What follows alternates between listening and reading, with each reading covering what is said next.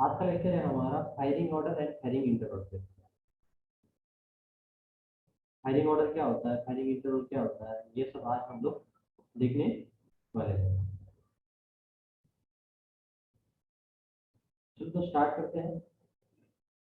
Content है आज के लेक्चर के wall timing diagram, firing interval, firing order, injection timing क्या होता है, उसके बाद कन्वर्जन फेजेस कौन से होते हैं, उसके बाद नॉकिंग क्या होता है, ये आज हम लोग देखने वाले हैं। तो सबसे पहले बात आती है वॉल टाइमिंग डायग्राम, है ना। वॉल टाइमिंग डायग्राम होता क्या है? तो वॉल टाइमिंग डायग्राम क्या शो करता है कि हमारा इनलेट वाल और एग्जॉस्ट वाल, तो चार स्ट्रोक है हमारे, suction, compression, power and exhaust. इन चारों स्ट्रोक के दौरान इनलेट वाल कब ओपन हो रहा है, कब क्लोज हो रहा है, एग्जॉस्ट वाल कब ओपन होगा, कब क्लोज होगा, ये जो डायग्राम शो करता है उस डायग्राम को हम लोग वॉल टाइमिंग डायग्राम बोलते हैं। ठीक है। तो दो डायग्राम्स होते हैं, एक थ्योरेटिकल वॉल टाइमिंग डायग्राम और दूसरा होता है एक्चुअल वॉल टाइमिंग डायग्राम। तो थ्योरेटिकल वॉल टाइमिंग डायग्राम के हिसाब से इनलेट वाल्व एग्जैक्ट टीडीसी पे ओपन हो जाएगा और बीडीसी पे क्लोज हो जाएगा सक्शन स्ट्रोक के दौरान, है ना। सक्शन स्ट्रोक के दौरान inlet valve top dead centre पे ओपन हो जाएगा और बॉटम डेड सेंटर पे क्लोज हो जाएगा। फिर कंप्रेशन में दोनों क्लोज रहेंगे, पावर में दोनों क्लोज रहेंगे और एग्जॉस्ट में फिर से बॉटम डेड सेंटर पे एग्जॉस्ट वाल्व ओपन हो जाएगा और टॉप डेड सेंटर पे क्लोज हो जाएगा। लेकिन ये थियोरेटिकली हम लोग ऐसा जरूर पढ़ते हैं, लेकिन ऐसा जो इंजन वर्किंग करते समय प्रैक्टिकली ऐसा नहीं होता है। इनलेट वाल्व हमें जल्दी ओपन करना पड़ता है, लेट क्लोज करना पड़ता है। एग्जॉस्ट वाल्व हमें जल्दी ओपन करना पड़ता है, लेट क्लोज करना पड़ता है। ये प्रैक्टिकली होता है। तो ये सब चीजें क्यों होती हैं वो भी हम लोग देखेंगे। तो एक्चुअल वॉल टाइमिंग डायग्राम होता क्या है? एक्चुअल वॉल टाइमिंग डायग्राम में जो हमारा सक्शन और एक सक्शन वाल और एग्जॉस्ट वाल, मतलब इनलेट वाल और एग्जॉस्ट वाल एग्जैक्ट कितने डिग्री पे ओपन एंड क्लोज हो रहे हैं, जो डायग्राम ये शो करेगा उस डायग्राम को हम लोग एक्चुअल वॉल टाइमिंग डायग्राम बोलेंगे। ठीक है। अभी यहाँ पे एक इमेज आप देख पा रहे हो, ये जो इमेज है ये इमेज आपका एक्चुअल वॉल टाइमिंग डायग्राम का इमेज।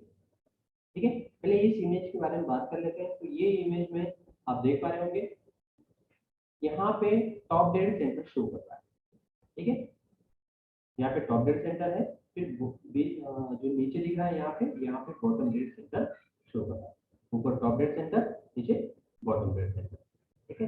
अब 4 स्ट्रोक इंजन में एक स्ट्रोक कितने डिग्री का होता है? एक स्ट्रोक होता है हमारा 180 डिग्री का। कितने डिग्री का? 180 डिग्री का एक स्ट्रोक होगा। ठीक है। तो यहाँ पे इस डायग्राम को हम लोगों ने चार हिस्सों में डिवाइड कर दिया है, क्वार्टर क्वार्टर क्वार्टर में। ठीक है। तो ये 90 डिग्री, यहाँ से देखिए यहाँ तक 90 डिग्री, ये 90 डिग्री है ना, ये भी 90 डिग्री है और ये भी 90 डिग्री है। तो ये टोटल कितना है? 360 डिग्री है ना।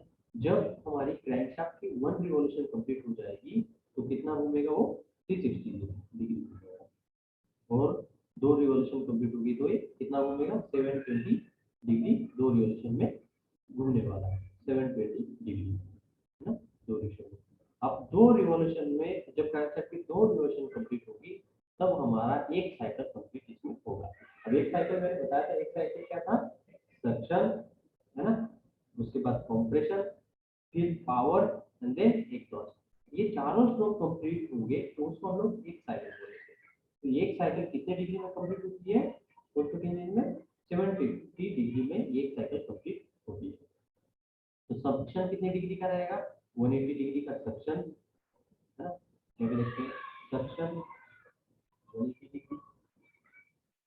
उसके बाद कंप्रेशन कितने डिग्री का? कंप्रेशन अगेन 180, है ना। उसके बाद पावर अगेन 180। सेक्शन में टॉप डेड सेंटर से बॉटम डेड सेंटर। ठीक है। कंप्रेशन में बॉटम डेड सेंटर से टॉप डेड सेंटर। उसके बाद पावर में फिर से 180 डिग्री,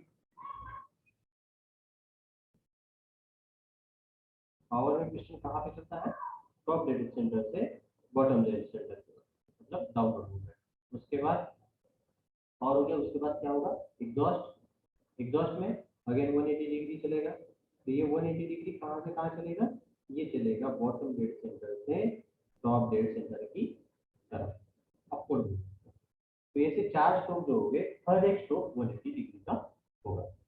ठीक है, अभी इस डायग्राम के पीछे बात कर लेते हैं। इस डायग्राम में यहाँ पे टॉप डेड सेंटर शो हो रहा है ना, और नीचे बॉटम डेड सेंटर, मतलब यहाँ से यहाँ तक का डिस्टेंस एक स्ट्रोक कंप्लीट करेगा, और ये कितना होगा, 180 डिग्री होगा, है ना।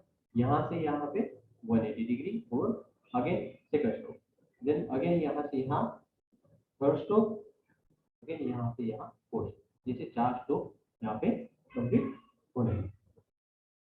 ठीक है, अब पहले हम लोग बात कर लेते हैं सक्सेस स्ट्रोक। तो यहाँ पे जो ग्रीन कलर ये शो कर रहा है, ये वाला, ये है हमारा सक्सेस स्ट्रोक, है ना। यहाँ पे ये सक्सेस स्ट्रोक शो कर रहा है। फिर बाद में येलो कलर जो है, येलो कलर क्या शो कर रहा है, येलो कलर शो कर रहा है कॉम्प्रेशन स्ट्रोक। ठीक है, green success stroke, yellow compression.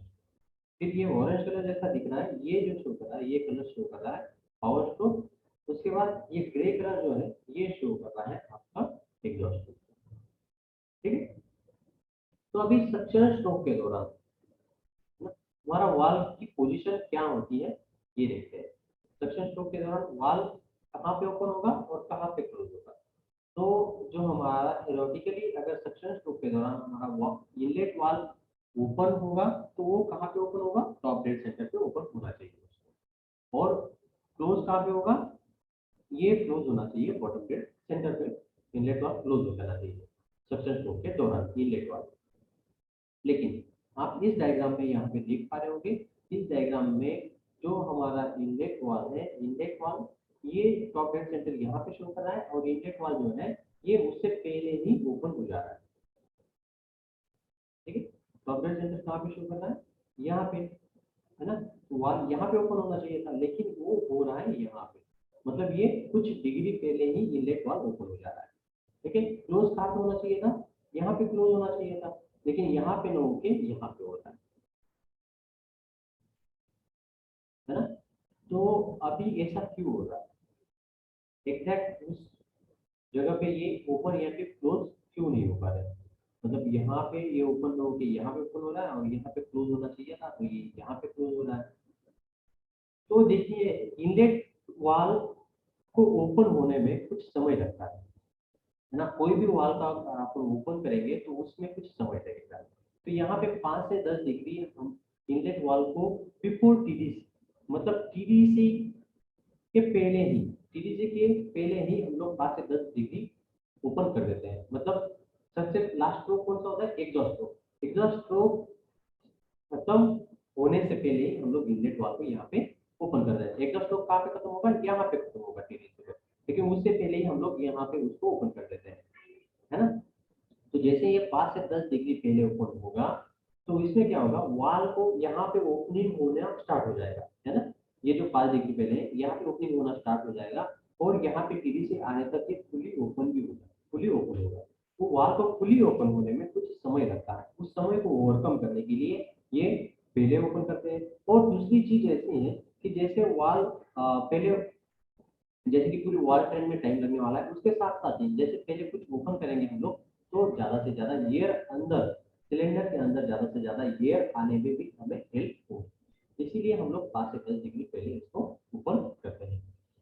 अब ये टीडी बॉटम डेड सेंटर पे बीडीसी पे ये क्लोज हो जाना चाहिए, लेकिन ये 35 से 45 डिग्री, है ना, 35 से लेके 45 डिग्री तक ये बाद में इसको क्लोज करते हैं। ठीक है, जैसे जो हमारा वॉल टाइमिंग को ही जो हमारा वॉल का जो क्रैक, जो भी हमारा कैमशाफ्ट है, कैमशाफ्ट की डिजाइन, है ना, और रॉकराम की डिजाइन, सब चीजें ऐसे बनाते हैं कि ये जो है, ये हमारा 35 से 45 डिग्री, मतलब किसी में 35 डिग्री हो सकता है, किसी में आपका 40 डिग्री हो सकता है, किसी में 37 हो सकता है, किसी में 45 डिग्री हो सकता है। इतने डिग्री हर एक इंजन के हिसाब से, लेकिन ये रेंज है 35 से 45 डिग्री, इसके बीच में ही रखा है इसको, है ना। इस रेंज के बीच में ये वाल्व हर एक एक इंजन का अलग अलग होगा, उसमें ये वाल्व आपका क्लोज होगा। अब क्लोज होगा तो ये बाद में क्यों क्लोज हो रहा है, तो समझिए सक्शन स्ट्रोक में होता क्या है कि एयर जो होती है एयर अंदर सक करता है। पिस्टन जब ऊपर से टॉप डेड सेंटर से बॉटम डेड सेंटर तक चलता है तो उस टाइम पे वहां पे क्या हो जाता है, सक्शन स्ट्रोक के दौरान नेगेटिव प्रेशर जनरेट होता है। सक्शन नेगेटिव प्रेशर जब जनरेट होगा तभी जाके बाहर से एयर अंदर सिलेंडर के अंदर आना है ना। तो नेगेटिव प्रेशर की वजह से वहां पे सिलेंडर के अंदर एयर आती है। तो जब हम लोग अगर बॉटम डेड सेंटर पे उस वाल्व को वहां पे क्लोज कर देंगे तो जो भी एयर सिलेंडर के अंदर प्रेजेंट है वो क्या है, नेगेटिव प्रेशर वाली एयर वहां पे प्रेजेंट है। तो वो सही तरीके से कंप्रेशन नहीं हो पाएगी, कंप्रेशन होगा तो भी उसमें पावर स्ट्रोक जनरेट नहीं हो पाएगा। तो जैसे ही हम लोग क्या करते हैं, इसको 45 डिग्री तक हम लोग ओपन रखते हैं, ठीक है ना। लेकिन यहाँ पे जब बॉटम डेड सेंटर से फिर पिस्टन जब यहाँ पे हमारा क्रैंकशाफ्ट जब ट्रेवल करिए तो पिस्टन की यहाँ से बॉटम डेड सेंटर से पिस्टन की जो मूवमेंट है यहाँ से अपवर्ड हो गई है ना। पिस्टन की मूवमेंट अपवर्ड हो गई है, मतलब पिस्टन अभी अपवर्ड मूवमेंट में ट्रेवल कर रहा है और वाल भी ओपन। तो उस टाइम पे क्या होता है, ये जो भी निगेटिव प्रेशर है ये निगेटिव प्रेशर को ओवरकम करके यहाँ पे प्रेशर जो होता है ये एटमॉस्फेरिक प्रेशर से थोड़ा सा ज्यादा प्रेशर यहाँ पे डेवलप होना स्टार्ट होता है। कुछ ईयर ये जो वाल ऊपर रहता है 45 डिग्री तक, इसमें से भी कुछ ईयर यहाँ पे पिस्टन की अपवर्ड मूवमेंट की वजह से कुछ ईयर जो होती है ये सिलेंडर के बाहर वाल के थ्रू जा सकती है, जाती भी है ना। तो फिर भी इसको नेगेटिव प्रेशर को ओवरकम करने के लिए हम लोग इस वाल को यहाँ पे ओपन रखते हैं, ठीक है। तो पहले क्यों कर रहे हैं और लास्ट में क्यों इसको क्लोज कर रहे हैं ये आपको समझ आया होगा। तो टोटल सक्शन स्ट्रोक के दौरान टोटल हमारा जो इनलेट वाली कितना डिग्री ओपन रहता है, ये थियोरेटिकली अगर हम लोग देखेंगे तो ये कितना होना चाहिए, 180 डिग्री ये ओपन होना चाहिए थियोरेटिकली। लेकिन प्रैक्टिकली ये कितने डिग्री ओपन रहता है, तो देखिए सबसे पहले ये कितना, यहाँ से यहाँ तक कितना डिग्री है, 5 से 10 डिग्री। हम लोग मिनिमाइज लेके जाते हैं, सबसे कम वैल्यू लेके जाते हैं, तो ये 5 डिग्री हो गया, ठीक है। उसके बाद यहाँ से लेके टीडीसी से लेके बीडीसी तक ये कितना हो गया, 180 डिग्री है, ये 180 डिग्री। उसके बाद हम लोग कितना इसको ओपन रखते हैं, 35 से 45 बाद में। तो हम लोग अभी 35 पकड़ लेते हैं, ठीक है। तो ये टोटल करेंगे तो ये टोटल हमें मिलेगा 220 डिग्री। कितना मिलेगा, 220 डिग्री ये ओपन रहता है ना। मिनिमम 220 और मैक्सिमम कितना रहेगा, 235 डिग्री ये ओपन रहेगा इनलेट वाला, ठीक है। और इस दौरान एग्जॉस्ट वाल्व आपका सक्शन स्ट्रोक के दौरान क्लोज ही रहता है। अब देखते हैं कि हमारा जो कंप्रेशन स्ट्रोक के दौरान वाल्व की क्या स्थिति रहती है और ये कब इसमें ओपन होते हैं या नहीं। तो यहाँ पे हमारा इनलेट वाल्व क्लोज हो गया, ठीक है। फिर कंप्रेशन स्ट्रोक स्टार्ट हो चुका है हमारा यही से, है ना, यही से कंप्रेशन स्ट्रोक स्टार्ट हो चुका है। तो कंप्रेशन स्ट्रोक जैसे स्टार्ट होगा तो कंप्रेशन स्ट्रोक के दौरान इनलेट वाल्व और एग्जॉस्ट वाल्व दोनों वाल्व जो होते हैं, दोनों वाल्व आपके क्लोज होते हैं। ना तो इनलेट वाल्व ओपन होता है ना तो एग्जॉस्ट वाल्व ओपन होता है। तो इनलेट वाल्व यहाँ पे क्लोज हो गया, यहाँ से आपका कंप्रेशन स्ट्रोक स्टार्ट हो गया। तो ये एग्जैक्ट जाके टॉप डेड सेंटर पे जो आपका कंप्रेशन स्ट्रोक है ये खत्म हो जाता है ना। उसके बाद फिर चलता है आपका पावर स्ट्रोक। यहाँ पे कंप्रेशन के ये एंड में यहाँ पे फ्यूल इंजेक्ट हो जाएगा, है ना, यहाँ पे पावर डेवलप होना स्टार्ट हो जाएगी। तो यहाँ पे पावर स्ट्रोक में आप देखोगे तो पावर स्ट्रोक यहाँ से स्टार्ट हो गया है, ठीक है। पावर स्ट्रोक यहाँ पे स्टार्ट हो गया और यहाँ से पावर स्ट्रोक स्टार्ट होने के बाद ये पावर स्ट्रोक कहाँ पे खत्म होता है, यहाँ पे खत्म होता है। पावर स्ट्रोक के पावर स्ट्रोक के बाद दोनों जो वाल्व होते हैं ये दोनों वाल्व आपके क्लोज रहेंगे, इनलेट वाल्व भी क्लोज रहेगा और एग्जॉस्ट वाल्व भी क्लोज रहेगा, ठीक है। अभी एग्जॉस्ट स्ट्रोक में हम लोग देखते हैं तो एग्जॉस्ट स्ट्रोक में आपको दिखाई देगा कि ये वाल्व जो है ये एग्जैक्ट यहाँ पे ओपन होना चाहिए था, बॉटम डेड सेंटर पे, है ना, यहाँ पे ओपन यहाँ पे लो कि ये पावर स्ट्रोक के दौरान ही, जब पावर स्ट्रोक चल रहा है उसी दौरान ही ये 45 डिग्री पहले, है ना, 35 से लेकर 45 डिग्री पहले ये ओपन हो जा रहा है यहीं पे, है ना। और ये टॉप डेड सेंटर पे यहाँ पे क्लोज होना था, यहाँ पे क्लोज न होके ये बाद में 10 से 15 डिग्री तक या फिर 5 से 10 डिग्री तक ये बाद में ओपन, सॉरी क्लोज हो रहा है। तो यहाँ पे भी जल्दी ओपन हो जा रहा है और यहाँ पे भी लेट क्लोज हो रहा है। तो यहाँ पे जल्दी क्यों ओपन होता है, ये क्यों करते हैं इसको जल्दी ओपन, है ना। तो देखिए आप, जब पावर स्ट्रोक हो रहा है तो पावर स्ट्रोक में क्या है, पावर आपको मिल रही है कहाँ पे, जब कंबशन होगा आपका वहाँ पे एयर एंड टूल जलेगा, उसके बाद वहाँ पे जो भी प्रेशर जनरेट होगा उस प्रेशर की वजह से पिस्टन डाउनवर्ड मूवमेंट में आ रहा है। क्या हो रहा है, पिस्टन डाउनवर्ड मूवमेंट में आता है। तो जैसे ही पिस्टन डाउनवर्ड मूवमेंट में आता है तो उस पिस्टन का कुछ सेल्फ वेट है, तो पिस्टन का कुछ सेल्फ वेट है, तो उस वेट की वजह से उसमें इनर्शिया डेवलप होता है। तो मान के चलिए कि यहाँ पे एक सिलेंडर है, ठीक है, ये सिलेंडर है और इसका स्ट्रोक लेंथ यहाँ पे टॉप डेड सेंटर है और यहाँ पे बॉटम डेड सेंटर है, ठीक है। तो जब पिस्टन यहाँ से लेके यहाँ तक ट्रेवल कर लेगा, है ना, तो इसमें मोमेंट ऑफ इनर्शिया भी है, इसमें इनर्शिया फोर्स इसमें जनरेट हो चुका है उसके वेट की वजह से, सेल्फ वेट की वजह से। तो अगर हम लोग इसको यहाँ से लेके पूरा बॉटम डेड सेंटर तक ले गए, है ना, तो इसमें जो इनर्शिया है उस इनर्शिया को ओवरकम करने के लिए हमें फिर से कुछ एक्स्ट्रा पावर लग जाएगा। तो इसके लिए क्या करते हैं कि पिस्टन की कुछ छोट मतलब थोड़ी सी दूरी, है ना, उस थोड़ी सी दूरी लेते ही पहले उसको एग्जॉस्ट वाल्व को ओपन कर देते हैं। एग्जॉस्ट वाल्व को जैसे ओपन करेंगे तो इसके ऊपर वाला ये पिस्टन यहाँ पे है, तो मान लीजिए इसका स्टॉप यहाँ पे, तो इसके ऊपर वाला जो प्रेशर यहाँ पे गैसेस से लगने वाला था, वो जो गैसेस से प्रेशर लगने वाला था वो गैसेस को हम लोग यहाँ से रिलीज कर देंगे। तो यहाँ से जो एक्सटर्नल जो प्रेशर आ रहा था वो एक्सटर्नल प्रेशर यहाँ से पिस्टन के ऊपर बंद हो जाएगा, ठीक है। जैसे पिस्टन के ऊपर एक्सटर्नल एक गैस का प्रेशर बंद हो जाएगा तो ये जो पिस्टन है, ये पिस्टन आपका यहाँ से लेके यहाँ तक जो ट्रेवल करेगा, ये उसके सेल्फ वेट और जो इनर्शिया फोर्स वहाँ पे जो डेवलप हुआ था उसके वजह से ये पिस्टन यहाँ पे ट्रेवल करने वाला है, ठीक है। तो इस मोमेंट ऑफ इनर्शिया को ओवरकम करने के लिए हम लोग क्या करते हैं, उसको एग्जॉस्ट वाल्व को 35 से 45 डिग्री पहले ओपन कर देते हैं, ठीक है। अब इसको बाद में क्यों हम लोग क्लोज कर रहे हैं, एग्जैक्ट सीधी से भी क्लोज नहीं करते हैं। तो यहाँ पे दो रीजन होते हैं। तो सबसे पहले रीजन ये है कि स्कैवेंजिंग एक सबसे पहले रीजन है।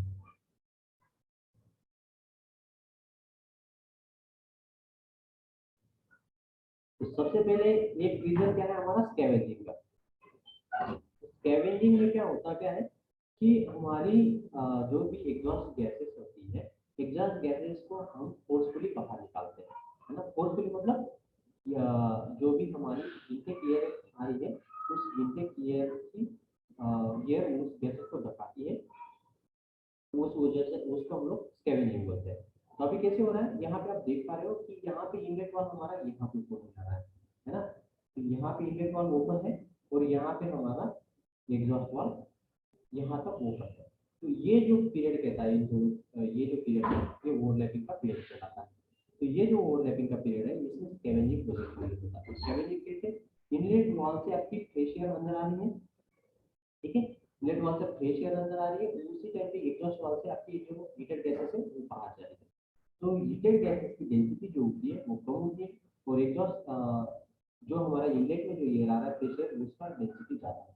तो ये क्या करेगा, ये क्या करेगा, एग्जॉस्ट गैसेस को प्रेशर जो है एग्जॉस्ट गैसेस को ये आगे हटाएगा, है ना। तो इसलिए यहाँ पे मतलब हमें ज़्यादा से ज़्यादा एग्जॉस्ट गैसेस बाहर निकालनी है, इसलिए हम लोग यहाँ पे इस वाल्व को ओपन रखते हैं, ठीक है, एग्जॉस्ट वाल्व को। अभी देख लेते हैं कि ये कितना degree total exhaust valve open रहता है। तो ये टोटल रहता है आपका 220 डिग्री, ये भी रहता है ऊपर। कैसे, देखिए यहाँ पे ये कितना डिग्री पहले ऊपर हो जा रहा है, ये 45 डिग्री पहले ऊपर हो जा रहा है, ठीक है। ये ले लिया हमने 35 से 45 ऊपर होता है पहले, तो ये ले लिया हम लोगों ने 35 डिग्री, ये 35 डिग्री ले लिया मिनिमम। उसके बाद यहाँ से लेके यहाँ तक 180 डिग्री।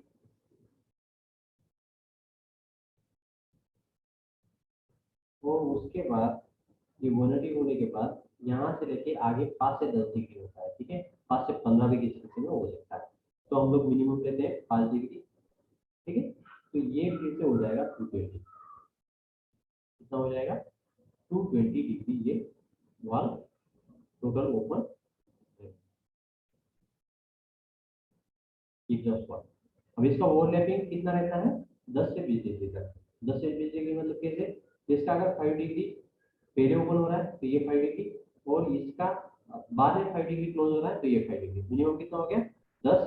मैक्सिमम अगर इसका 5 डिग्री पहले ओपन हो रहा है, 10 डिग्री पहले ऊपर हो रहा है और इसका 10 डिग्री लेफ्ट हो रहा है, तो ये 10 प्लस के 10 कितना हो जाएगा 20 डिग्री।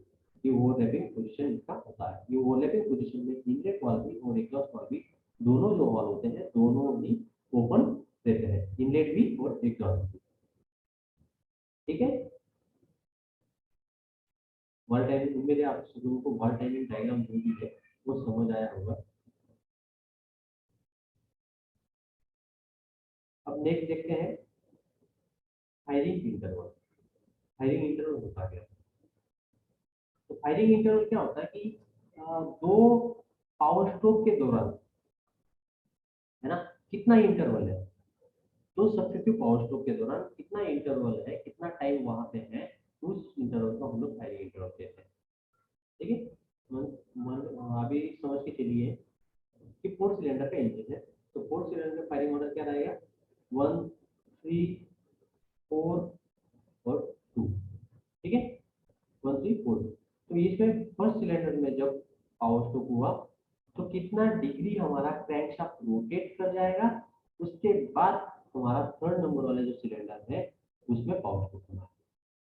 क्या फर्स्ट नंबर वाले सिलेंडर में पावर स्ट्रोक होने के बाद कितना डिग्री ये रिवॉल्व कर जाएगा, उसके बाद नेक्स्ट पावर स्ट्रोक होने वाला है, इसको हम लोग बोलेंगे firing interval. Firing interval calculate करने के लिए दो फॉर्मूले हैं, एक फोर स्ट्रोक इंजन के लिए और एक टू स्ट्रोक इंजन के लिए। फोर स्ट्रोक इंजन में अगर आप देखोगे तो फोर स्ट्रोक इंजन में ये 720 degree divide by number of cylinder ये फॉर्मूला होता है, और टू स्ट्रोक इंजन में 360 divide by number of cylinder होता है। अब फोर स्ट्रोक में 720 डिग्री हम लोग क्यों ले रहे हैं, क्योंकि यहाँ पे हमें दो क्रैंकशाफ्ट की दो रिवोल्यूशन के बाद हमें एक पावर स्ट्रोक मिलता है।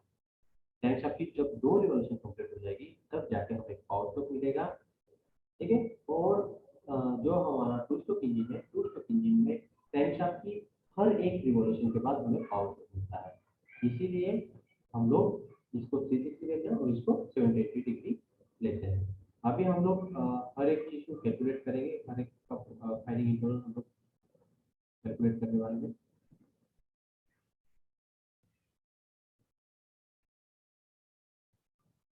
नेक्स्ट देखते हैं फायरिंग ऑर्डर।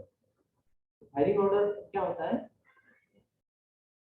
जो भी हमारे नंबर ऑफ सिलेंडर्स हैं उन सिलेंडर में किस ऑर्डर से फायरिंग होगी, है ना, कि अभी फर्स्ट सिलेंडर में हो गया, उसके बाद थर्ड में होना है, सेकंड में होना है या फिर फोर्थ में होना है। कभी भी अगर हमारे जो भी सिलेंडर्स होते हैं तो वो कभी भी मान के चलिए कि 4 सिलेंडर है ना, ये यहाँ पे हो गया, ठीक है, उसके बाद सेकंड यहाँ पे, ठीक है, उसके बाद थर्ड यहाँ पे है और फोर्थ यहाँ पे। इनलाइन सिलेंडर इंजन है और यहाँ पे 4 सिलेंडर अगर आपके प्रेजेंट है, तो चारों सिलेंडर जो रहेंगे, तो चारों सिलेंडर में आपका जो पावर स्ट्रोक है वो पावर स्ट्रोक ये, फिर उसके बाद सेकंड में, उसके बाद थर्ड में और उसके बाद फोर्थ में, इस टाइप से नहीं होता है, इस ऑर्डर से नहीं होता है ना। ये जो फायरिंग ऑर्डर जो भी आपका इसमें फायरिंग जो होता है ये कुछ ऑर्डर के हिसाब से होता है, मतलब अगर फर्स्ट में होगा तो उसके बाद थर्ड में होगा, उसके बाद सेकंड में होगा तो उसके बाद फोर्थ में होगा, इस टाइप से ये फायरिंग आपका चलता है। अब ऐसा क्यों होता है, क्योंकि अगर जो भी हमारी क्रैंकशाफ्ट होती है ना, क्रैंकशाफ्ट में हमारे क्या क्रैंकपिन, क्रैंकपिन में हमारी कनेक्टिंग रॉड और कनेक्टिंग रॉड में हमारा पिस्टन ऊपर कनेक्ट होता है, ठीक है। अगर फर्स्ट में जब सिलेंडर में पावर स्ट्रोक होगा तो ये पावर स्ट्रोक होते समय यहाँ पे इस क्रैंकशाफ्ट में यहाँ पे पूरा लोड कहाँ पे आने वाला है, इस सेक्शन में आने वाला है। ठीक है, उसके बाद अगर तुरंत हम लोगों ने सेकंड में पावर स्ट्रोक कर दिया तो फिर से यहाँ पे आ जाएगा, है ना। तो यहाँ पे इसके कुछ लोड था, है ना, ये जो ऊपर से पिस्टन ऊपर से जब क्रैंकशाफ्ट को दबा रहा है तो इसमें लोड आया, है ना, उसकी वजह से यहाँ पे वाइब्रेट हुई क्रैंकशाफ्ट। ठीक है, अगेन अगर हम लोगों ने सेकंड में यहाँ पे कर दिया तो इसको वाइब्रेशन जो होती है इसकी वाइब्रेशन बढ़ जाने वाली है, और इन दोनों के बीच में यहाँ पे पावर हुआ तो उसके बाद यहाँ पे हुआ, इन दोनों के बीच में भी हीट ज्यादा हो जाएगी, है ना। तो हीट डिसिपेशन और दूसरी वाइब्रेशन मेंटेन करने के लिए, कंट्रोल करने के लिए हम लोग क्या करते हैं, बगल बगल वाले जो भी इसके बाजू वाले जो सिलेंडर होते हैं उसमें हम लोग तुरंत ही पावर स्टॉप नहीं करते हैं। सबसे पहले अगर फर्स्ट में होगा तो इसमें दूर जो सिलेंडर, ज्यादा दूर जो सिलेंडर होगा वो सिलेंडर में हम लोग क्या करने वाले हैं, पावर स्टॉप देने वाले हैं, है ना। मतलब यहाँ पे अगर पहले यहाँ पे हो गया तो इसके बाद हम लोग क्या करेंगे, थर्ड में करेंगे, उसके बाद फिर हम लोग सेकंड में, उसके बाद फिर third। इस टाइप से हम लोग यहाँ पे जो भी पावर स्टॉप का ऑर्डर होता है इस टाइप से हम लोग करते हैं। तो इसी को हम लोग क्या कहते हैं, फायरिंग ऑर्डर। मतलब एक सीक्वेंस होता है कि कौन से सिलेंडर में कब पावर स्टॉप होने वाला है, इस सीक्वेंस का हम लोग फायरिंग ऑर्डर होते हैं। तो ये किसके लिए, वाइब्रेशन, जो भी वाइब्रेशन वाइब्रेशन कम करने के लिए ये फायरिंग ऑर्डर होता है ऐसा, इस टाइप से। उसके बाद उसको जो भी इंजन का जो लाइफ है उस लाइफ को अचीव करने के लिए और ज़्यादा से ज़्यादा उसकी लाइफ बढ़ाने के लिए, है ना, ये फायरिंग ऑर्डर इस टाइप से डिफाइन किया जाता है। ठीक है, चलो नेक्स्ट देखते हैं, firing order of single cylinder engine. Single cylinder engine है तो उसका फायरिंग ऑर्डर क्या रहेगा, एक ही रहेगा, ये मतलब एक सिलेंडर है तो उसका फायरिंग ऑर्डर एक ही होने वाला है। अब फायरिंग इंटरवल कैसे निकालते हैं, तो फायरिंग इंटरवल का हम लोगों ने फॉर्मूला देख लिया था, 720 degree divided by number of cylinder. Four stroke engine की बात कर रहे हैं हम लोग सिर्फ अभी, ठीक है। तो 720 degree divided by number of cylinder कितना है, वन, सिंगल सिलेंडर इंजन के लिए, इसलिए आंसर क्या है, 720। अब उसमें हम लोग 180 माइनस करेंगे। अब ये 180 हम लोग को माइनस क्यों करना है, ये भी समझते हैं हम लोग कि 180 हमें क्यों माइनस करना है। तो 180 हम लोग माइनस इसलिए करना है क्योंकि हमारा जो भी पावर स्ट्रोक है, पावर स्ट्रोक हमारा पूरा 180 डिग्री का होता है थ्योरेटिकली, इसीलिए हम लोग इसमें से 180 डिग्री माइनस करते हैं। जब टीडीसी जब बीडीसी चलेगा पावर स्ट्रोक के दौरान तो ये 180 डिग्री क्रैंकशाफ्ट डिवाल हो जाएगा, है ना। तो इसलिए हम लोग 70 डिग्री में से 180 डिग्री माइनस कर देते हैं तो हमें कितना आंसर मिलेगा, 450 डिग्री। तो जो भी 450 डिग्री होगा, जैसे कि पावर स्ट्रोक खत्म होने के बाद 450 डिग्री जैसे कैप्चर डिवाइस करेगा, अगेन हमें पावर स्ट्रोक मिलेगा। तो यहाँ पे देख लेते हैं पावर बैलेंस शीट, इसकी पावर बैलेंस में 720 डिग्री को हम लोगों ने क्या कर दिया, 720 डिग्री को हम लोगों ने यहाँ पे उसको 360 प्लस 360 में हम लोगों ने उसको बांट दिया, 720 को हम लोगों ने 360 प्लस 360 में उसको डिवाइड कर दिया। अब इसको फिर 360 को 180, है ना, 180 प्लस 180 में, और इधर भी 180 प्लस 180 में उसको डिवाइड कर दिया। अब हमारा सबसे पहले हम लोग ये लेते हैं पावर स्ट्रोक, तो पावर स्ट्रोक 180 डिग्री हो गया, उसके बाद ये 180 एग्जॉस्ट चलेगा, उसके बाद 180 सक्शन, देन 180 कंप्रेशन। तो ये तीनों को मिला के कितना होता है, 540 होगा। तो 450 डिग्री ये फिर से अगेन क्रैंकशाफ्ट रिवॉल्व करेगी, तो 450 डिग्री रिवॉल्व करने के बाद फिर से अगेन हमें मिल जाएगा पावर स्ट्रोक। ठीक है, आप टू सिलेंडर की बात करते हैं। तो firing order of two cylinder engine में आपका जो फायरिंग ऑर्डर रहेगा ये 1 एंड 2 रहता है। ठीक है, 1 2, 2 1 कभी नहीं रहेगा, फायरिंग ऑर्डर हमेशा एक नंबर से स्टार्ट होता है, फर्स्ट नंबर से। ठीक है, तो 1 एंड 2 हो गए। अभी इसका फायरिंग इंटरवल निकालते हैं, 720 डिग्री डिवाइडेड बाय 2 कितना हो गया, 360। 360 डिग्री में से पावर स्ट्रोक 180 डिग्री का है, इसलिए 180 डिग्री माइनस कर देंगे, कितना बचेगा, 180 डिग्री। तो जब 180 डिग्री ये क्रैंकशाफ्ट जब 180 डिग्री हर बार जब 180 डिग्री घूमेगी तो इसको पावर स्ट्रोक मिलना है। ठीक है, तो पावर बैलेंस शीट देख लेते हैं। 720 को हम लोगों ने 360 प्लस 360 में डिवाइड किया, ठीक है। 17 डिग्री की टोटल रिवॉल्यूशन 17 डिग्री था, उसको हम लोगों ने 360 प्लस 360 में डिवाइड किया। अगर 360 को 180 प्लस 180 180 180 में डिवाइड, ठीक है। अब फायरिंग ऑर्डर के हिसाब से नंबर सिलेंडर के अरेंजमेंट लिखते हैं हम लोग यहाँ पे, cylinder first then cylinder second. तो यहाँ पे ये सिलेंडर में पावर स्ट्रोक अभी यहाँ पे पता है, फिर पावर के बाद exhaust, suction and then compression. हर एक स्ट्रोक 180 डिग्री का है। वैसे ही सेकंड में suction, compression, power and exhaust, ठीक है। तो यहाँ पे जब इसका पावर चल रहा होगा तो उस टाइम पे इसका सक्शन चल रहा होगा, इसका एग्जॉस्ट चल रहा होगा तो उस टाइम पे इसका कंप्रेशन चलेगा, इसका सक्शन चलेगा तो उस टाइम पे इसका पावर चलेगा, इसका कंप्रेशन चलेगा तो इसमें उस टाइम पे एग्जॉस्ट चलेगा, ठीक है। अभी कितना डिग्री यहाँ पे लैप्स करना है, 180 डिग्री लैप्स करने के बाद अगेन हमें पावर स्ट्रोक मिलेगा, ठीक है। तो जैसे यहाँ पे पावर स्ट्रोक मिला तो यहाँ पे हम लोगों ने 180 डिग्री यहाँ पे लैप्स किया, यहाँ पे पावर स्ट्रोक ये हो गया, उसके बाद ये 180 डिग्री हम लोगों ने लैप्स किया, तो अगेन हमें ये पावर स्ट्रोक यहाँ पे मिल रहा है, ठीक है। तो ये चीज को 180 डिग्री माइनस करने के बाद जितना डिग्री बचता है उतना डिग्री माइनस करने के बाद हमें पावर स्ट्रोक वहाँ पे मिल जाता है,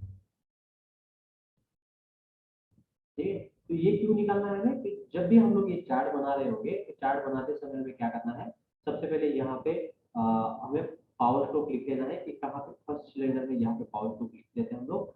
उसके बाद क्या करते हैं कि 180 डिग्री छोड़ के, ये 180 डिग्री छोड़ दिया, उसके बाद हम लोग यहाँ पे पावर स्ट्रोक ले लेंगे, ठीक है। तो यहाँ पे जैसे हम लोगों ने पावर स्ट्रोक ले लिया तो फिर बाकी जो स्ट्रोक है उसके हिसाब से अरेंज कर देते हैं।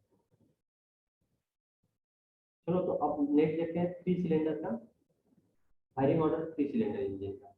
तो यहाँ पे फायरिंग ऑर्डर 3 सिलेंडर इंजन की देखने के लिए हमें जो भी फायरिंग ऑर्डर है, फायरिंग ऑर्डर निकालने के लिए हमें एक डायग्राम ड्रॉ करना पड़ेगा इस टाइप का, ठीक है। तो उसमें नंबरिंग करनी पड़ेगी क्लॉकवाइज। हम लोगों ने ये इस टाइप का डायग्राम ड्रॉ किया, तो यहाँ पे ये क्या शो करता है ये डायग्राम कि ये जो भी आपके नंबर ऑफ सिलेंडर्स है ये अलग अलग डिग्री पे अभी वहाँ पे है, मतलब नंबर ऑफ सिलेंडर्स एक ही डिग्री पे रहेंगे, लेकिन उसका जो पावर स्ट्रोक होगा ये अलग अलग डिग्री पे होने वाला है, कैचअप के अलग अलग डिग्री पे पावर स्ट्रोक होगा।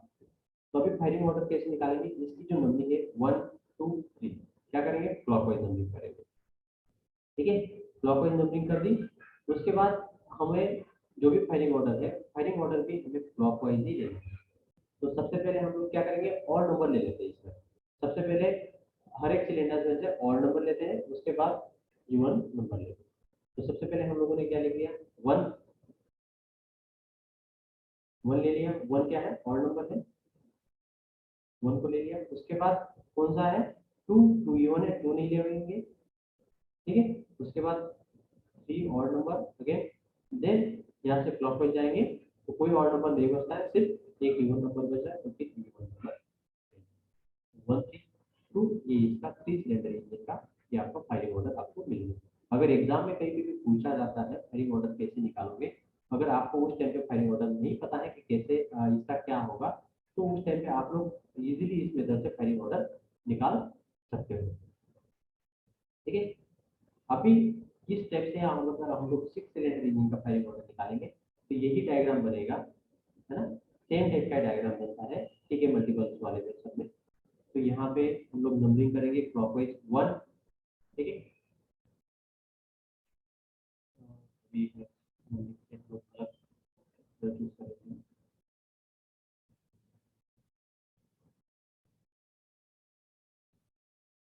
अभी हम लोग नंबरिंग कर लेते हैं क्लॉकवाइज। तो सबसे पहले हम लोगों ने नंबरिंग कर दिया 1, उसके बाद सेकंड सिलेंडर, उसके बाद थर्ड सिलेंडर, ठीक है। जैसे ही 1 2 3 खत्म हो गया, कितने सिलेंडर का करना है हमें, 6 सिलेंडर का। तो 1 2 3 खत्म होने के बाद क्या करेंगे हम लोग, 4 को जो है, 4 को हम लोग एंटी क्लॉकवाइज करते हैं। यहाँ से जहाँ पे नंबरिंग खत्म होता है वहां से नंबरिंग हमें एंटी क्लॉकवाइज करना है, मतलब पहले क्लॉकवाइज करना है, तो जहाँ पे नंबरिंग खत्म होता है उसके बाद उसको नंबरिंग को हमें एंटी क्लॉकवाइज करना है। तो 1 2 3 हो गया, उसके बाद 4 5 और 6, तो ये नंबरिंग हो गया अभी हमारा इस डायग्राम में। अभी हमें क्या करना है, इसका फायरिंग ऑर्डर निकालना है। तो फायरिंग ऑर्डर कैसे निकालेंगे, सबसे पहले फायरिंग ऑर्डर निकालते समय हर बार हमें क्लॉकवाइज ही चलना है, ये चीज ध्यान रखना है। तो फायरिंग ऑर्डर सबसे पहले हम लोग क्या करते हैं, और नंबर ले लेते हैं, उसके बाद इवन नंबर लेते हैं। तो सबसे पहले हम लोगों ने और नंबर कौन सा है इसमें, इन दोनों में वन, वन और नंबर, वन को ले लिया, ठीक है। उसके बाद 2 एंड 5 में ऑड नंबर कौन सा है? 5 है, तो 5 को ले लिया। ठीक है, उसके बाद 3 एंड 4 में ऑड नंबर कौन सा है? 3 है। ठीक है, 1 5 0। अभी हमें क्या करना है, सारे ऑड नंबर खत्म हो गए, अभी भी हमें क्लॉकवाइज चलना है। हमारा लास्ट कहाँ पे था? ठीक है ना, जैसे से आगे जाएंगे तो क्लॉकवाइज चलेंगे, तो यहाँ पे कोई ऑड नंबर आगे प्रेजेंट नहीं है या फिर किसी भी इसमें ऑड नंबर प्रेजेंट नहीं है, तो अभी हम लोग क्या करेंगे, इवन नंबर लेंगे। ठीक है, तो 6 हमारा इवन नंबर हो गया। ठीक है, उसके बाद 2 अगेन इवन नंबर, इसमें 2 इवन है। ठीक है, और उसके बाद यहाँ पे 4 अगेन इवन नंबर।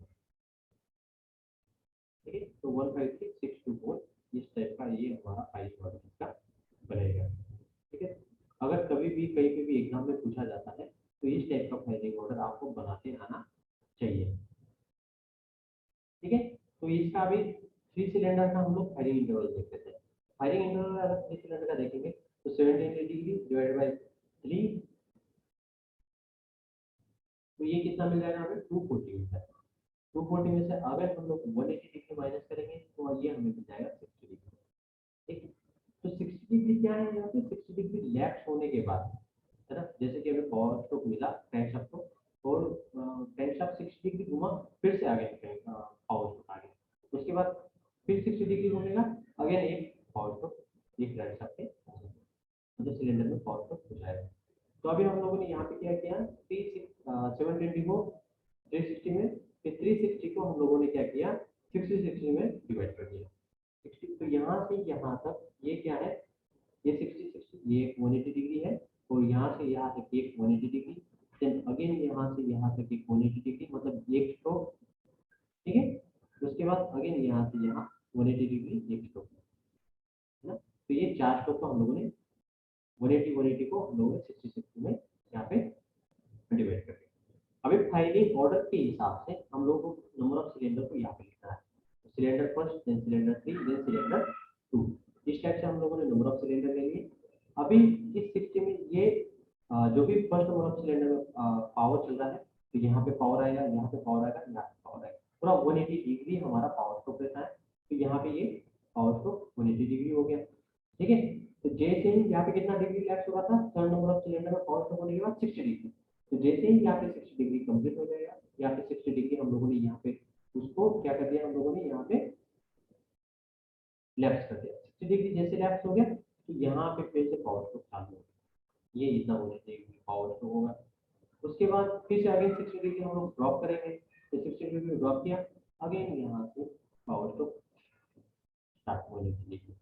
ठीक है, तो इस टाइप से समझ पा रहे हो, तो यहाँ पे पावर स्ट्रोक होने के बाद यहाँ से ये 60 प्लस ये 60 प्लस ये 180 डिग्री, ये एग्जॉस्ट चलेगा, फिर ये सक्शन चलेगा, ये 180 डिग्री, देन अगेन ये ऑपरेशन चलेगा। तो इस टाइप से 3 सिलेंडर इंजन में इस टाइप से आपका बैलेंस शीट वो ये सब चीजें बनने वाली है। नेक्स्ट है 4 सिलेंडर इंजन का, इस टाइप से निकालते हैं। 4 सिलेंडर इंजन का जो भी आपका फायरिंग ऑर्डर निकालने के लिए इस टाइप का डायग्राम बनाना पड़ेगा आपको। इसमें नंबरिंग हम लोग क्या करेंगे, क्लॉकवाइज नंबरिंग करेंगे। क्लॉकवाइज नंबरिंग मतलब 1 2 3 4, है ना, इस टाइप के डायग्राम में 1 2 3 4 क्लॉकवाइज नंबरिंग कर दी, उसमें वही मेथड हम लोग यूज करेंगे। ऑड नंबर्स पहले ले लेंगे, फिर बाद में इवन, तो यहाँ पे 1 ऑड नंबर है तो 1 को लिख दिया, 1 हो गया। उसके बाद 2 इवन है, 2 को नहीं लेंगे। उसके बाद 3 ऑड नंबर है। उसके बाद नेक्स्ट जाएंगे तो यहाँ पे 4 है, सारे ऑड नंबर खत्म होने के बाद इवन बचते हैं, तो ये उसको 4 को हम लिख देते हैं। तो उसके बाद नेक्स्ट जो है ये 2 हमारा इवन बच जाता है, तो ये 1 3 4 2 ये हमारा क्या हो गया, इसका फायरिंग ऑर्डर हो गया। अब फायरिंग इंटरवल निकालेंगे, 720 डिग्री डिवाइडेड बाय 4 कितना आ गया, 180 डिग्री। 180 में से 180 माइनस कर देंगे तो हमें कितना मिलेगा, 0 डिग्री यहाँ पे मिल जाएगा। तो मतलब क्या है कि 180 डिग्री क्रैंकशाफ्ट रिवॉल्व किया, उसके बाद तुरंत ही पावर स्ट्रोक चालू हो जाएगा। मतलब यहाँ पे दो पावर स्ट्रोक के दौरान 0 डिग्री का गैप है ना, क्रैंकशाफ्ट ने 180 पावर स्ट्रोक चल रहा था, क्रैंकशाफ्ट ने 180 डिग्री से रिवॉल्व किया, again power stroke 180 degree, again 180 degree, मतलब यहाँ पे आपको क्या है, हर 180 डिग्री के बाद पावर स्ट्रोक मिल जाएगा। फायरिंग ऑर्डर के हिसाब से हम लोगों ने नंबर ऑफ सिलेंडर यहाँ पे लिख लिया, cylinder first, then cylinder second, then cylinder fourth, sorry cylinder third, then cylinder fourth, then cylinder second, यहाँ पे लिख लिया। उसके बाद सबसे पहले हमारा पावर स्ट्रोक यहाँ पे हो गया फर्स्ट नंबर सिलेंडर पे। उसके बाद थर्ड नंबर ऑफ सिलेंडर में पावर स्ट्रोक होगा 0 डिग्री गैस करने के बाद 180 खत्म, उसके बाद तुरंत पावर स्ट्रोक। उसके बाद फोर्थ नंबर ऑफ सिलेंडर में यहाँ पे पावर स्ट्रोक होना है, उसके बाद second number of cylinder power stroke होना है। तो इस टाइप से हम लोग पावर बैलेंस शीट बनाते हैं। ठीक है, उम्मीद है ये आपको समझ में आया होगा। नेक्स्ट है हमारा इंजेक्शन टाइमिंग। तो इंजेक्शन टाइमिंग होता क्या है ना, फ्यूल को हम लोग जब इंजेक्ट करते हैं, ठीक है, उस टाइमिंग को हम लोग इंजेक्शन टाइमिंग कहते हैं। तो हमारा फ्यूल कब इंजेक्ट होता है, फ्यूल जो इंजेक्ट होता है कंप्रेशन के एंड में इंजेक्ट होता है। सक्शन होगी, उसके बाद कंप्रेशन चलना है और कंप्रेशन के एंड में होता है। ठीक है, तो कंप्रेशन की एंड में कितना 30 डिग्री, 27 डिग्री, 20 डिग्री, 22 डिग्री, हर एक इंजन के हिसाब से अलग है। तो मान के चलिए कि 30 डिग्री, ये टॉप डेड जो भी पिस्टन है, पिस्टन टॉप डेड सेंटर पे पहुंचने से 30 डिग्री पहले फ्यूल का इंजेक्ट होता है ना, और कंटिन्यूसली ये टॉप डेड सेंटर से लेके ये 10 डिग्री फिर आगे, मतलब पिस्टन टॉप डेड सेंटर पे चला गया, पावर स्ट्रोक वहां पे हो गया, उसके बाद क्या चलेगा, हमारा एग्जॉस्ट स्ट्रोक चल रहा है, और एग्जॉस्ट स्ट्रोक चलते टाइम पे भी ये 10 डिग्री तक ये फ्यूल कंटिन्यूस आते रहता है। तो ये जो टोटल टाइमिंग है इसको हम लोग बोलते हैं इंजेक्शन टाइमिंग, है ना, कि कौन से डिग्री में ये फ्यूल इंजेक्ट कर रहा है। ठीक है, उसको हम लोग इंजेक्शन टाइमिंग बोलते हैं।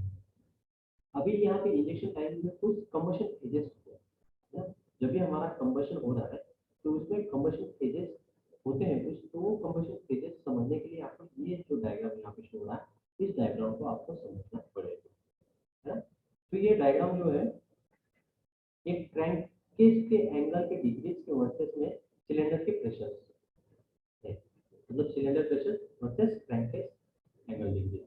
ठीक है, तो यहाँ पे हर एक चीज कुछ अलग शो कर रही है। यहाँ पे ये जो है, ये यहाँ पे एक लेटर लिखा हुआ है, ये लेटर जो है ये इंजेक्शन स्टार्ट जब होना है वो पॉइंट को शो करता है।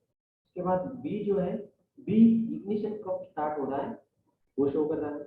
उसके बाद यहाँ पे डी जो पॉइंट है, डी पॉइंट जो है आपका इंजेक्शन कब खत्म हो रहा है वो शो कर रहा है। उसके बाद ये जो पॉइंट है, ये पॉइंट आपका फ्यूल कब बर्न होना स्टॉप हुआ वो शो कर, हर एक पॉइंट कुछ अलग चीज यहाँ पे शो करती है। ठीक है, तो सबसे पहले हम लोग इसमें से देखते हैं डिले पीरियड, है ना। तो डिले पीरियड का डेफिनेशन अगर हम लोग देखेंगे तो डिले पीरियड क्या होता है कि फ्यूल हमारा इंजेक्ट कब हुआ था उस टाइम से लेके फ्यूल हमारा बर्न कब होना स्टार्ट हुआ था उस पॉइंट तक जो पीरियड रहेगा वो डिले पीरियड कहलाएगा। मतलब कैसे है, फ्यूल जैसे इंजेक्ट हो गया हुआ तो तुरंत क्या वो जलना स्टार्ट होगा, नहीं होता है। फ्यूल इंजेक्ट होने के बाद वो तुरंत जलना स्टार्ट नहीं होता है, कुछ उसमें समय लगता है। तो वो जो समय है उसी समय को डिले पीरियड कहते हैं। ठीक है, तो यहाँ पे हमारा ये जो पॉइंट है, ये वाला, ये पॉइंट हमें इंजेक्शन स्टार्ट होने का पॉइंट शो कर रहा है। और बी पॉइंट जो है ये क्या शो कर रहा है, ये फ्यूल अभी यहाँ से जलना स्टार्ट हुआ है ये शो कर रहा है। तो ये से देखिए बी तक का जो पीरियड रहेगा ये कहलाएगा डिले पीरियड, मतलब फ्यूल कब इंजेक्ट हुआ था और फ्यूल कब जलना स्टार्ट हुआ, इन दोनों के बीच वाला जो पीरियड है वो डिले पीरियड कहलाता है। ठीक है, उसके बाद है इंजेक्शन पीरियड। ठीक है, तो इंजेक्शन पीरियड जो रहेगा, इंजेक्शन पीरियड क्या है कि फ्यूल कब आना स्टार्ट हुआ था और फ्यूल आना कब बंद हुआ, है ना। फ्यूल आना कब स्टार्ट हुआ था, फ्यूल आना कब बंद हुआ, ये जो पीरियड शो करेगा जिसको हम लोग इंजेक्शन पीरियड कहेंगे। अब फ्यूल भले ही बी पॉइंट पे जलना स्टार्ट हो गया होगा, लेकिन ये फ्यूल कंटिन्यूस यहाँ पे जलना स्टार्ट भी हुआ है तो पॉइंट तक, है ना। मतलब ये पॉइंट से स्टार्ट हुआ था और डी पॉइंट तक फ्यूल आ रहा है, तो ये पॉइंट से लेके डी पॉइंट तक का जो पीरियड है, ये पीरियड हमारा इंजेक्शन पीरियड कहलाता है। ठीक है, नेक्स्ट है हमारा बर्निंग पीरियड। तो बर्निंग पीरियड क्या है कि बर्निंग पीरियड में फ्यूल जब जलना स्टार्ट हुआ था उस टाइम से लेके फ्यूल भरना जब जलना जब स्टॉप होगा उस पॉइंट तक हम लोग इसे बर्निंग पीरियड कहेंगे। ठीक है, तो यहाँ पे बी पॉइंट पे हमारा फ्यूल जलना स्टार्ट हुआ था, ठीक, और ई पॉइंट पे फ्यूल बन जो भी जलना है वो स्टॉप होता है। यहाँ पे स्टॉप हो रहा है फ्यूल जलना और यहाँ पे फ्यूल जलना स्टार्ट हुआ था। तो इस बी पॉइंट से लेके ई पॉइंट तक जो भी टाइम होगा उसको हम लोग बर्निंग पीरियड कहेंगे। उसके बाद आफ्टर बर्न एक चीज होती है। तो आफ्टर बर्न में क्या होता है कि फ्यूल भले तुम्हारा आना बंद हो गया लेकिन फ्यूल जलना स्टार्ट है। फ्यूल आना बंद है लेकिन फ्यूल जलना स्टार्ट है। तो जहां पे फ्यूल आना बंद हुआ था उस पॉइंट से लेके जहां तक फ्यूल जल रहा है उसको हम लोग आफ्टर बर्न कहते हैं। तो ये सारी चीजें बहुत इंपॉर्टेंट हो जाती है इंजन के अंदर। अभी हम लोग ये देखते हैं कि फैक्टर्स क्या अफेक्ट करते हैं डिले पीरियड को, और हमारा अगर डिले पीरियड बढ़ता है तो क्या होगा। अगर सबसे पहले ये चीज है, अगर डिले पीरियड बढ़ेगा तो आपकी इंजन में एक मेटेलिक साउंड प्रोड्यूस होगा, उसको हम लोग नॉकिंग कहते हैं, है ना। स्पीड भी उससे लॉस होता है। तो आगे देखते हैं हम लोग। तो फैक्टर्स क्या होते हैं डिले पीरियड बढ़ने के।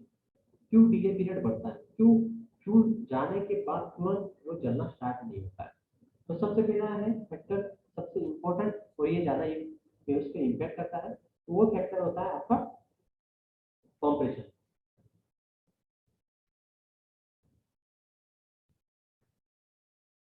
तो वो जो फैक्टर होता है कॉम्प्रेशन रेशियो।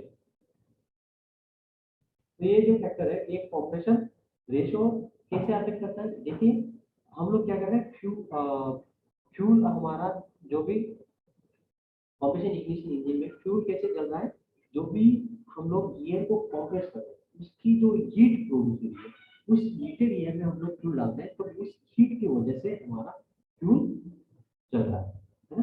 तो यहाँ पे अगर हमारा कंप्रेशन रेशियो जितना कम रहेगा तो उतने ही वो जो ये हम लोग कंप्रेस करने वाले वो उसमें उतनी ही कम हीट पैदा होने वाली है। जितना ज्यादा कंप्रेशन रेशियो रखेंगे उतनी ज्यादा वहाँ पे हीट पैदा होगी, है ना। अगर कंप्रेशन रेशियो कम है तो आपका डिले पीरियड भी ज्यादा रहेगा, कंप्रेशन रेशियो ज्यादा है तो डिले पीरियड आपका कम रहेगा। उसके बाद इंजन स्पीड, अगर इंजन हमारा ज्यादा से ज्यादा स्पीड पे चल रहा है,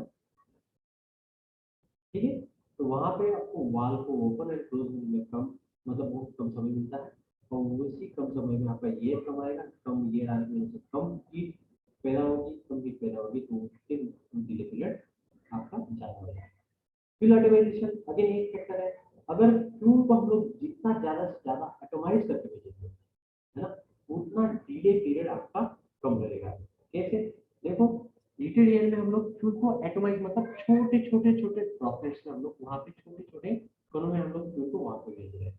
तो वहाँ पे जैसे हम लोग छोटे ड्रॉपलेट्स में भेज रहे हैं तो उतना ही वो जल्दी से जल्दी इग्नाइट होने की कोशिश कर रहे हैं। तो ये भी है फ्यूल एटोमाइजेशन, जितना हमारा एटोमाइजेशन अच्छा रहेगा उतना ही फ्यूल जल्दी बहुत होगा और डिले पीरियड कम होता रहेगा। फ्यूल की क्वालिटी क्या है ना, वो क्वालिटी के हिसाब से अच्छे क्वालिटी का फ्यूल रहेगा तो ये जल्दी, ये भी अगर विदाउट वाला फ्यूल है तो ये लेट चलना स्टार्ट होगा।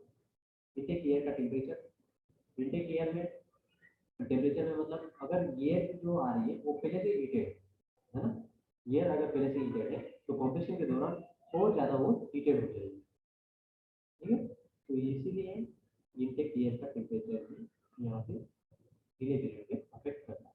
लेकिन इससे ज़्यादा जितने एयर अगर हम लोग अंदर देंगे तो उसको वॉल्यूमेट्रिक कम हो जाएगा। इसीलिए जो भी सराउंडिंग की ये सराउंडिंग में जो भी टेम्परेचर की एयर प्रेजेंट है वही हम लोग इंजन के अंदर फेस करेंगे। नेक्स्ट है नॉकिंग। क्या होता है ऑपरेशन इग्निशन इंजन के अंदर। तो नॉकिंग क्या होता है कि जब भी हमारा डिले पीरियड बढ़ जाए, है ना, तो एक एबनॉर्मल कंबशन होता है वहाँ पे। एबनॉर्मल कंबशन मतलब क्या, बहुत सारा फ्यूल अंदर चला गया और वो लेट वो जलना स्टार्ट हुआ तो एकदम से वहां पे क्या होगा, कंबशन होगा, एकदम से वो स्फोट करेगा, एकदम से जलेगा। तो उस जलने की वजह से वहां पे बहुत सारा प्रेशर एकदम से क्रिएट होगा, और उसी की वजह से वहां पे मेटेलिक और हैमर लाइक वहां पे साउंड प्रोड्यूस होगी, और उसी साउंड को हम लोग नॉकिंग बोलते हैं, है ना? तो यहाँ पे कंप्रेशन इग्निशन इंजन में ये जो भी नॉकिंग आता है, ये बिगिनिंग ऑफ कंबशन आता है, मतलब कंबशन के स्टार्ट में नॉकिंग प्रोड्यूस होता है। नॉकिंग को अगर हमें डिक्रीज करना है तो हमें डिले पीरियड को तो भी कम करना पड़ेगा। नॉकिंग को कम करने के लिए डिले पीरियड को हमें कम करना। नॉकिंग की वजह से क्या होता है कि नॉइज, एक नॉइज बहुत ज्यादा नॉइज प्रोड्यूस होता है, बहुत ज़्यादा हीट वहाँ पे प्रोड्यूस हुई, तो उसकी वजह से वहाँ पे क्या होता है कि वहाँ पे जो भी मेटल्स है, मेटल में ज़्यादा हीट एब्जॉर्ब होती है, और ज़्यादा हीट एब्जॉर्ब होने की वजह से वो ज़्यादा फैलते भी है, वहाँ पे वेयर एंड टेयर भी ज़्यादा होती है हीट ज़्यादा होने की वजह से। ठीक है, उसके बाद मैकेनिकल डैमेज हो सकता है, मतलब पिस्टन का कुछ पार्ट वहाँ पे डैमेज हो सकता है, सिलेंडर लाइन करंट हो सकते हैं, फिर आपको नेटवर्क और डैमेज हो सकती है, और फिर ज़्यादा से ज़्यादा एकदम से स्फोट होने की वजह से वहाँ पे ज़्यादा से ज़्यादा कार्बन डिपॉजिट हो जाता है, हीट लॉस, एकदम से हीट पैदा होगी तो उतना हीट वो कन्वे नहीं कर पाता है, तो हीट लॉस भी ज़्यादा हो जाती है, और आपको उसी की वजह से आपको जो भी पावर मिलने वाला है, आउटपुट पावर, वो भी कम हो जाता है ना? तो इस टाइप के यहाँ पे इफेक्ट होते हैं। ठीक है, तो उम्मीद है आज का लेक्चर जो भी है आप लोगों को समझ में आया होगा। अभी आपके जो भी डाउट्स है, अब सारे डाउट्स हम लोग देख लेते हैं बारी बारी से। तो आप लोग अभी रेज हैंड कीजिए,